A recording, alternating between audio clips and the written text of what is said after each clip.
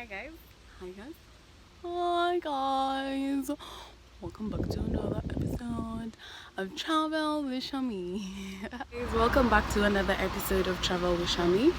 And today's episode is particularly very interesting because I'm gonna be doing a story time, something that I have never done, so this is the first time I'm doing that. And I think you're gonna be seeing a lot of stories as we move forth on the channel.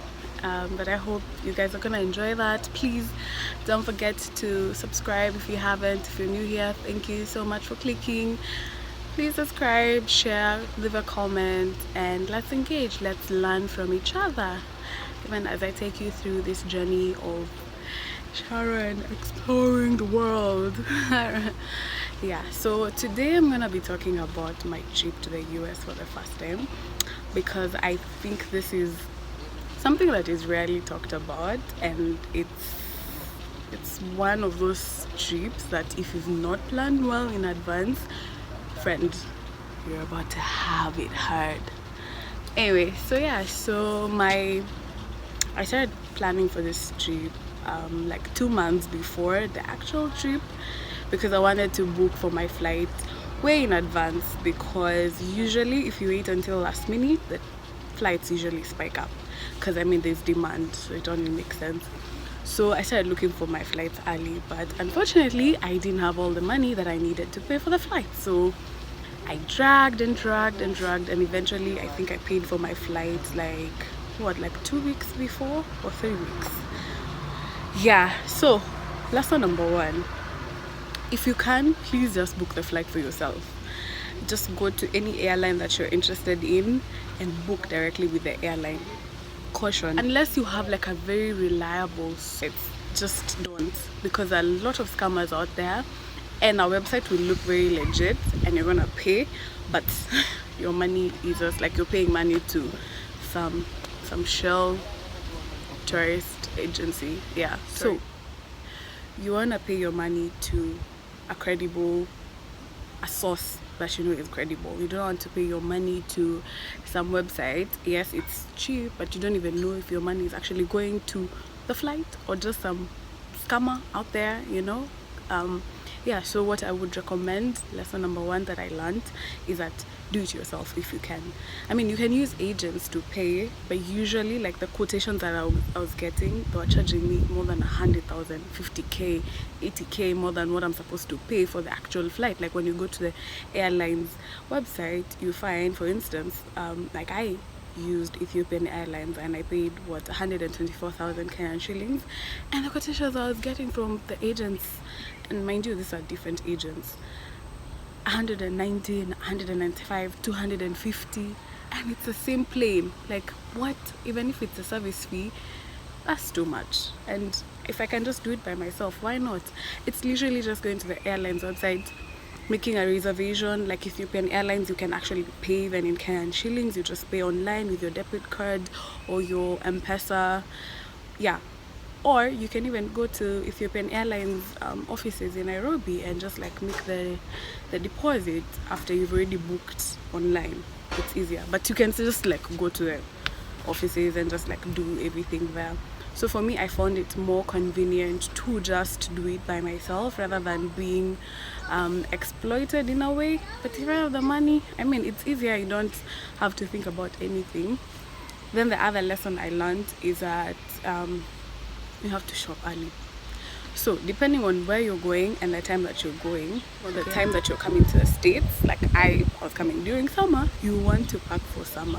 And shout out to my cousin Violet. Thank you for helping me pack. I had packed all the wrong stuff. Like, yeah, I knew it was summer, but I didn't realize how hot summer is actually here. Like, I thought it was like normal temperatures, but guys, it's like kind of like Mombasa hot-ish. Depending on days, that days that are better, some days are like really hot. So you want to pack for like, if you're a chick, you want to pack for like dresses, and not like what I'm wearing, long sleeve. You want to do like short sleeved, because then the heat. You want to do shorts, like a lot of shorts and a lot of tops. You don't want to do anything that is thick cotton, like really thick cotton. No, please leave that stuff behind. Also, one of the things that my cousin actually told me when we were packing, because she helped me pack, is that you're gonna come here and shop. They have lots and lots of different stalls, different designers, and it's quite affordable. So if you have the money, friend, just pack the few things that you actually really like, because you come here, you start shopping, you shop. There's, it's so easy. Like shopping, the malls here are big and they have all these stalls that you can shop from, variety, like nice things for affordable prices. So you don't want to pack too much, because me, I overpacked. I overpacked until the point I got to the airport and my suitcase was overweight. Oh yeah, that's the other thing. If you can, check your luggage before you leave home.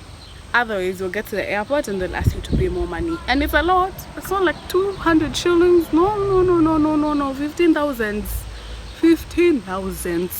No one wants that. So if you can, just, yeah, measure your luggage. Oh my God. If you can, you want to measure your luggage before you leave the house. But what I'll just advise you is don't pack too much. Pack light, come here, shop. Yeah, just have some little pocket money and come in here and shop, and you're gonna get value for your money.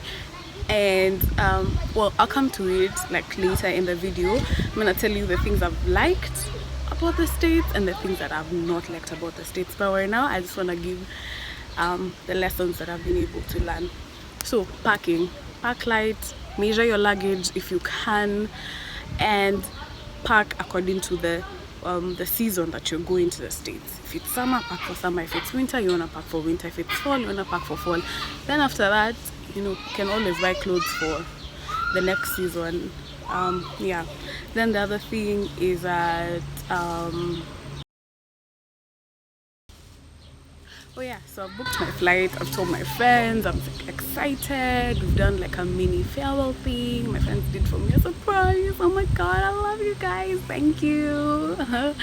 Yeah, yeah, so the D-Day is here, and of course, traffic in Nairobi is crazy. So my next advice, or rather the next lesson that I learned, is that please leave early. Leave, especially right now because of all these COVID restrictions, social distancing and everything. You want to leave early so that you get to the airport early enough for you to check in. And usually even the airlines will send you like emails if you booked for yourself, but I guess if you book with your agent, probably they do it for you. I'm not sure. Check in online 72 hours before your flight. 72, yes, 72 hours before your flight.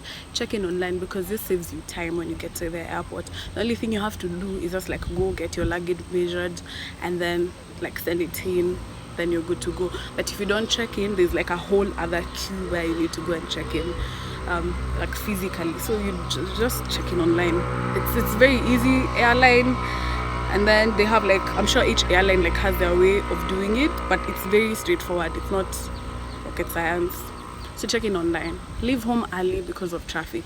Then when you're booking your flights, you want to book your flight between like Tuesday and like Thursday, because that's when the flights are cheaper. If you book in on a weekend or like a Friday or a Monday, the flights are usually a bit more expensive, because that's when everyone wants to travel. That's when like there's demand for flights. But if you like pick a weekday, it's much cheaper. And then also the time, you want to like get a flight at like 5 a.m. or like the wee hours of the night, because then most people don't want that. So it's usually cheaper. But if you want a flight like for during the day, and prepare to chop off your money. Yeah, anyway, well, it's not a big margin, but if you're in a budget like me, you want to keep to those timelines. So my family of course took me to the airport. It was a very emotional time. A few tears were shed. Then so you go in, you get your luggage measured. So what I did was I talked to the guard at that like checking in point, and I asked him if I could go back in case my luggage was too much. Well, he was like cool, but when the time came to actually like go out, like give back my family some of the stuff that I had, there was some other guy who was there, and like he kept on refusing, and I had to like really beg him. So I would not advise that unless you want to lumber someone, which was like so annoying, who wants to kiss us. Like, you know, seriously. Yeah, so you check in, it's very straightforward. Like the good thing about JKIA is that there'll always be someone to guide you. And actually at most airports, usually it's like you'll see other people doing it. You give your luggage, they tell you to go to gate whatever, you know, screening, there's a lot of screening. You have to remove your belt at some point, you have to remove your shoes at some point. If you have like earrings that are like metallic, you have to remove them. Yeah, but the shoes at some point it's like necessary for everyone. So there's that. So once you're like all checked in, there's like a waiting area where you sit and you wait for your plane. Now inside the airport there is this like all these tax-free, duty-free shops where you can actually shop.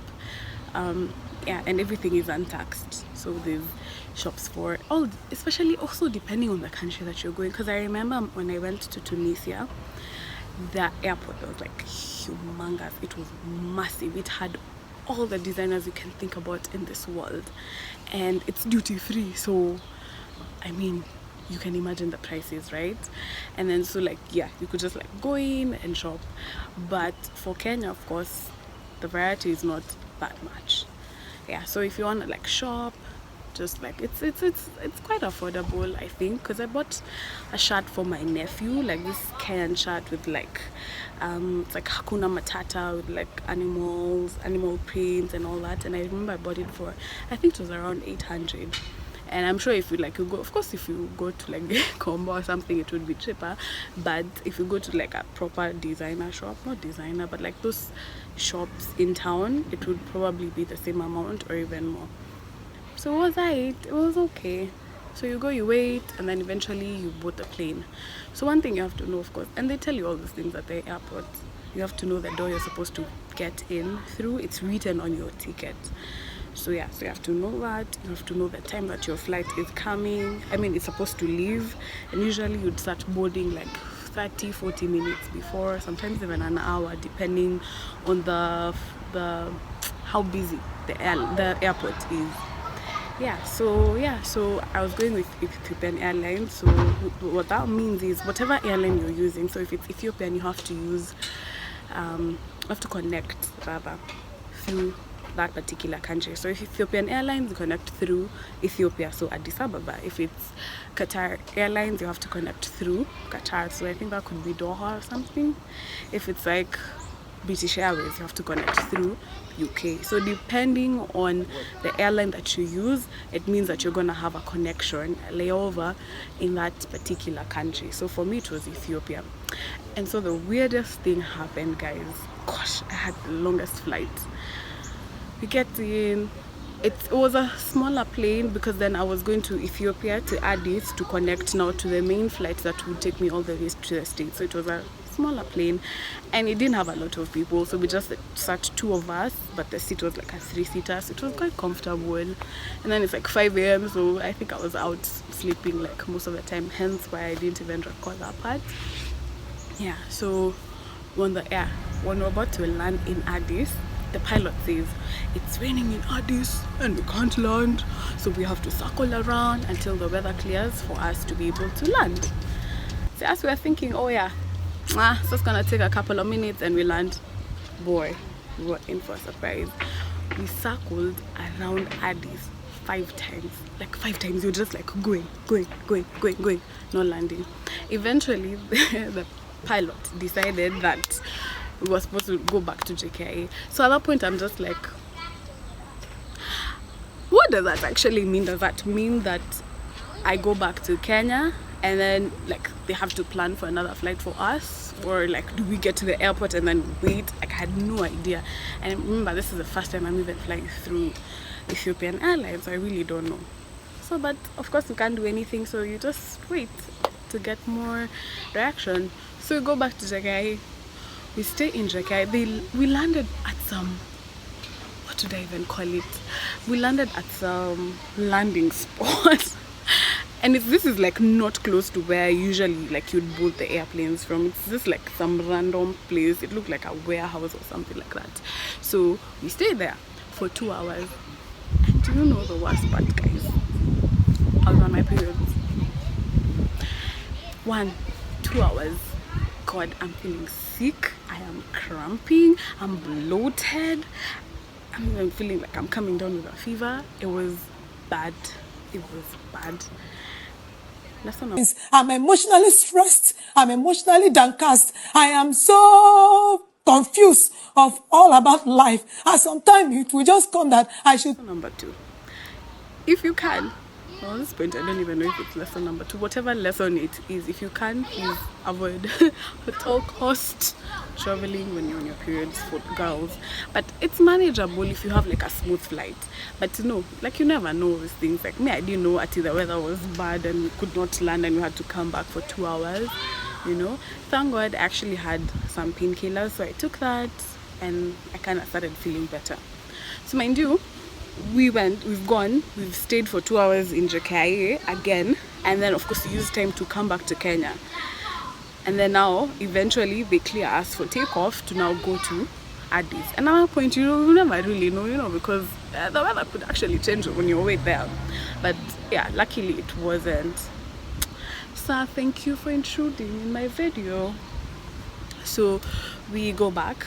So at this point we're like 5 hours late. Of course, it's the good thing is that it's Ethiopian Airlines that I'm using all through, so all the planes had delayed. But imagine if you're connecting with a different flight, then what happens if you've been left? I really don't know. Maybe we should Google about that.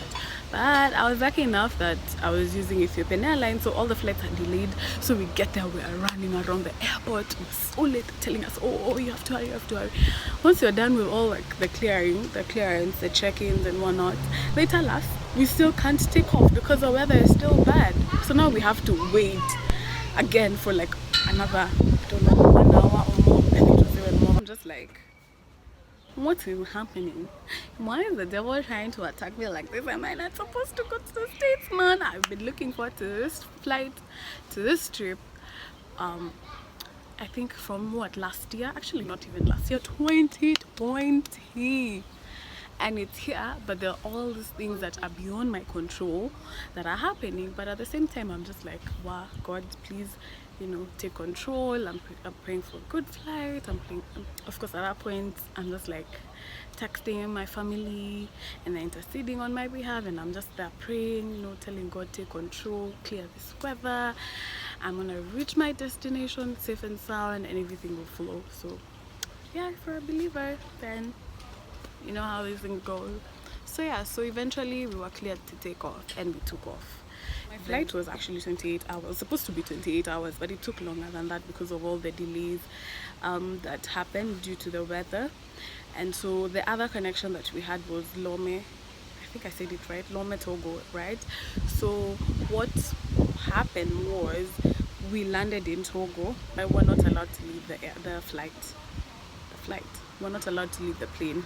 So they cleaned, serviced the plane, got more food on board, came checking on our passports and everything, which made no sense to me because I'm not left the plane. You cleared me in Ethiopia, so why do you need to clear me again in the plane? It was just like a whole thing. Then because when we left Ethiopia we were not so full, some guys like scattered, other guys went to like window seats, and the guys like who were groups and didn't get seats with their friends moved to sit with their friends. So now drama guys, drama. These guys boarding from Togo, mind you, most of them were African Americans who actually live in the state. I could tell because of their accents. Yeah, they come in, so you've booked your seat next to the window. Then you get there and someone else is sitting there, or someone is sitting in your seat. And so it's like back and forth, and they're throwing in all these F words. And then these other guys don't want to move. It was so chaotic. Thank God I didn't have to go through all of that. But yeah, it was so interesting seeing guys like fight over their chairs, their seats. Their chairs, Sharon, their seats. Yeah, eventually we took off. And now, so at this point, it's like, Togo is like West Africa, and then the States is like the other continent. So you're like on top of water for literally over 7 hours. You sleep, you wake up, you're still on top of water. If you're like you have a phobia for heights, I don't think you want a window seat for that. because then you look down, there's nothing. There's literally nothing from the front to the behind to the west to the east. If you're like me and you're into sunsets, sunrise, and taking photos of clouds, you definitely want a window seat. But if you're not into that, I would recommend that you sit on the seats on the aisles. Also, it's more convenient because of going to the loo. Then you don't have to. Oh, excuse me. So aisle seats have their advantage. You don't have to keep disturbing people if you want to use a washroom or if you want to get something like food or your bag or something like that. So you want to sit on the aisle. But if you like the views like me, then you want a window seat. And then one thing I liked about Ethiopian Airlines is that when you're booking, you could actually choose the seat that you want to sit at. And even if you didn't check in online, you still got the seat. So that was a good thing. Because I remember when I used Turkish Airlines, if you didn't check in online in advance, then your seat would be taken. So you'd end up maybe on an aisle seat or like a middle seat. But at least with Ethiopian Airlines, whatever seat you booked, so long as you've paid, they reserve that seat for you. Yeah, so that's one of the pros for Ethiopian Airlines. And then again, their food, oh my god. There's like movies you can watch.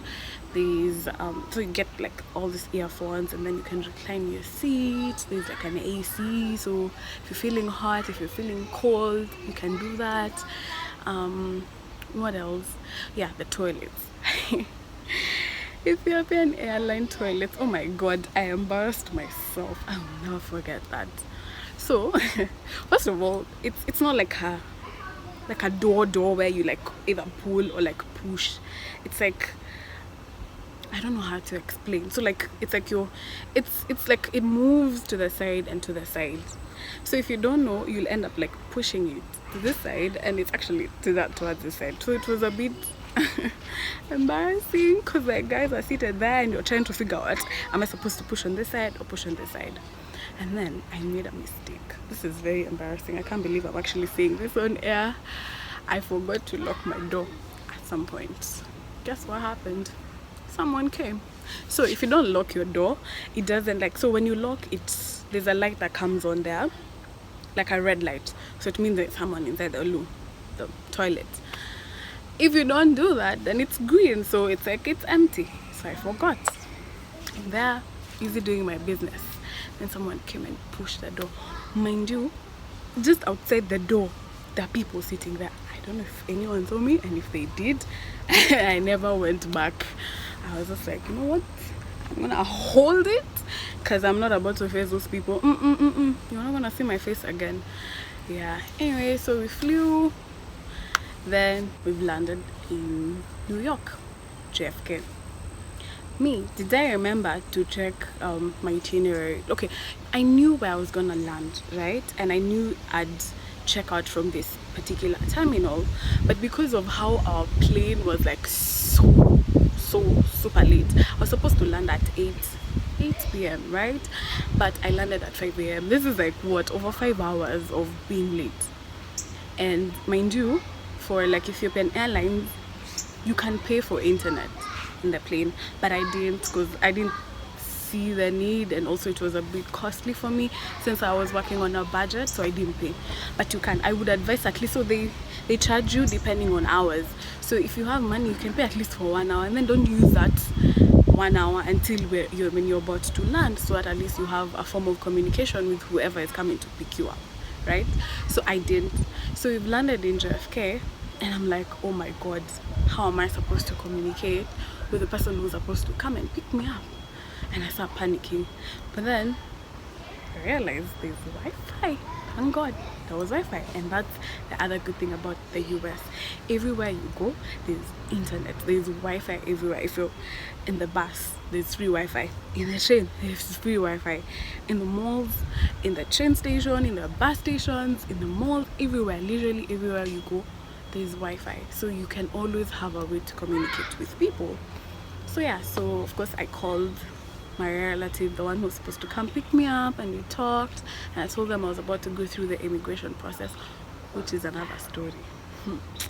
But yeah, and then yeah, so So because of how expensive it would have been for me to pay for a flight landing in New Jersey, which is where I was supposed to go, we decided that I would land in JFK, New York, and then a person would come and pick me up, because I mean, I was being charged, I think, around 40,000 just to land in New Jersey, and it's just a 40 minutes drive from New York. So we decided that, you know what, she was gonna come and pick me up from New York just to save on cost, right? So yeah, so I had to alert them so that they could leave. But luckily also, because of Google, she kept on tracking my flight.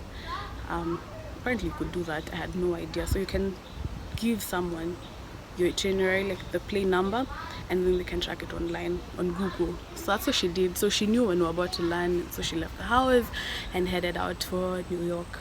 So immigration. So the thing about the States is, and most people, I don't think they know, yes, you'll get your visa and they'll give you maybe your 5-year visa, 10 years, 3 months, 2 months, whatever, the kind of visa that they give you. But that does not mean, if it's like a 10-year visa, it doesn't mean that you can come and just live in the States for 10 years. No. The immigration officers at the point of entry, the airport that you landed in, are the ones who decide how long you can stay in the States, right? I hope we're together. So when you're going through the immigration officer, they'll ask you a bunch of questions. So, and it varies, like depending on the agent, but most of them are like the same. Where are you going? Why are you here? How long are you planning to stay?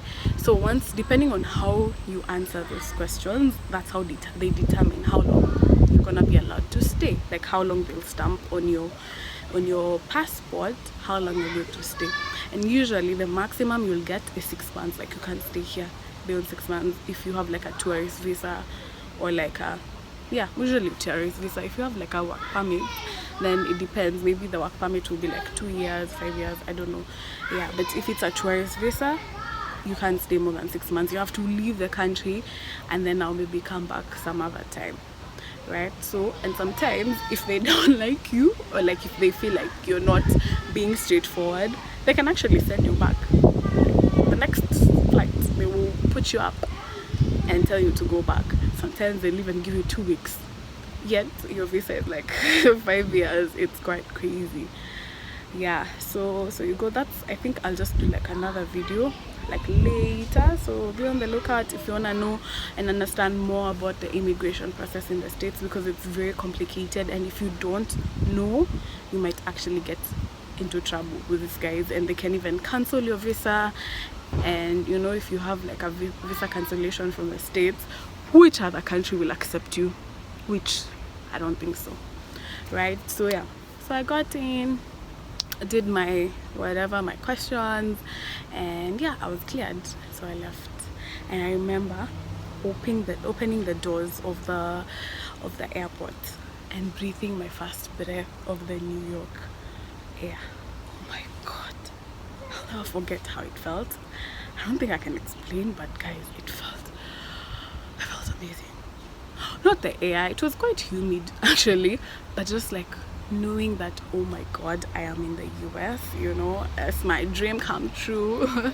The land of greener pastures, you know, the movies, living the dream life, the American dream and all that. It felt really nice.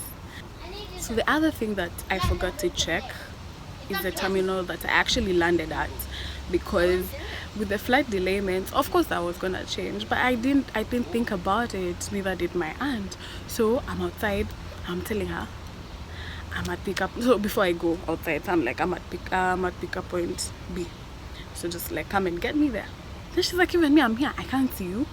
Kumbe, I'm actually in terminal 4, pickup point C, and she's in terminal 8. And you know what, JFK is a humongous, it's like big, so big, like what, I don't know, 5 times JKIA. Okay, I don't really know, but it's like really big. So it's like your huku and the other person is like that end. So then of course, because I don't have a SIM card, I don't have internet, and I remember Safaricom sending me a message that they'd charge me what, 800 bob per minute just to make a phone call, and even if someone from here calls you, you'll still be charged to pick up the call. So I'm like, I'm not gonna do that, no, because also what if I buy airtime and then it doesn't work, because then they've already switched you to the service provider that works here, so it's called T-Mobile. So I'm like, you know what, let me just go back to the airport inside, at least there's free Wi-Fi, and then I'm just gonna ask someone. So I go and ask someone and they tell me I'm at a different terminal, so I tell my aunt and we figure it out. But we met like an hour later after me landing. So I think that's something you should also like put in mind. Just remember to ask whether, when you've landed, remember to ask the terminal that you're at, and then like be careful to read the signs where you're being picked up, because also like they can't stay. If you like make someone wait for you for more than, I think it's usually like 10 minutes, they're gonna be charged. So you wanna be quick. Everything here is like chop chop, you know. Yeah, so I've landed, I've met my auntie, we're in New York and we're going home, and I'm super excited, and I'm seeing all these things. Oh my god, the houses look nice, they look so big, the roads are so good, no potholes. Just everything about the scenery was so appealing. I was just blown out of my mind. Like I was just blown away by everything, guys. Yeah, so a few other points that I forgot to mention is that you probably need a change of clothes, especially like a top and like undies, because I mean the flight is long. I think the shortest flight is like the direct flight with KQ. It's usually around 15 hours, so that one you're okay. But if you're doing connections and your flight is like over 15 hours, I think you definitely want to change, because sometimes it like gets hot, especially in the airport. So have a change of like tops, or like your top, or like a bra, and like your undies, for your own comfort. You don't have to, but I would highly recommend it. And then the other thing is that once you land here, you definitely want to get a SIM card for here. Of course, depending on how long you are. If it's like 2 weeks, maybe you don't need it, but if you're planning to stay for more than a month, you definitely want a SIM card, because you might have Wi-Fi in the house, but the minute you leave the house you can't communicate. And I mean, lifestyle here is so different. Guys are so busy, people are going to work, and maybe you might have people to show you around, but if they're working, at some point you'll have to do it by your own self. So if you don't have a means of communication or like internet to get Uber, it's going to be hard. So get a SIM card. Get a SIM card to just like use and at least be able to make a phone call, or at least like internet on your phone for Uber, especially because here everyone has a car. Cars are not a luxury in America. Cars are a necessity, so most people drive. Yeah, but there are buses and they're very comfortable. It's like, you see those buses that you used to go to Mombasa, and you're paying VIP, so it's like you can recline your seat, you have like a charging port, you have like a place to put your water. Those are the buses that people use here. Very comfortable, they have charging ports, they even have ACs, they have a place to put your water, and the recliners. They're really comfortable. And these are just like buses to go to like a town or whatever, like Namathriza, from like Thika to like Nairobi, those ones. That's how comfortable they are. Yeah, so yeah, you can use that, and usually you have to pay before you enter the bus. Okay, no, when you're entering the bus rather. So most of the buses have like an application, so you buy the ticket early in advance and then you scan it when you're entering the bus, but you can also pay cash, but they don't accept certain amounts of money, so it has to be like a $5 note or like a $10 note, a maximum of $20 note. So if it's like a 50, they won't take it. Yeah, but I think the most convenient one would just be like having an app. If especially you're staying like within the same state, you just want to get the app. It's much easier, and even if you buy a ticket and you don't use it, you can always use it later. Yeah, so the buses, I don't think they're as efficient as like the ones in Europe, or so I've heard. I've not been there, because this ones I noticed that they actually come a bit late sometimes. They'll be like 5, 10, 15 minutes late. Okay, mostly 10 minutes late or 5 minutes late, but they're quite efficient. Like you get to where you're going. Or sometimes like they'll have all these delays. but it works. I mean, plus it's a comfort you're looking for anyway. And then the trains, oh my god, subways. Till now, and mind you, as I record this, I've stayed here for 1 month. I still can't do trains on my own. I can't. It's too complicated. I don't like, yeah, like the process of going in and like paying is easy, but now when you're like getting to the trains, because like how like you get, how would I explain this, once you've paid, especially for subways, once you've paid and then you're going out to catch the train, there's like a train on this side and a train on this side. So now figuring out which is your train number one, for me that's just, it's too much. And then when you're inside, because then there's like different stops that you're going through, right? So then now figuring, have I reached? Some of them, like you'll hear them, like they'll say, oh, this is the next stop, is this, but some of them don't. And I'm not from there. How am I supposed to know that?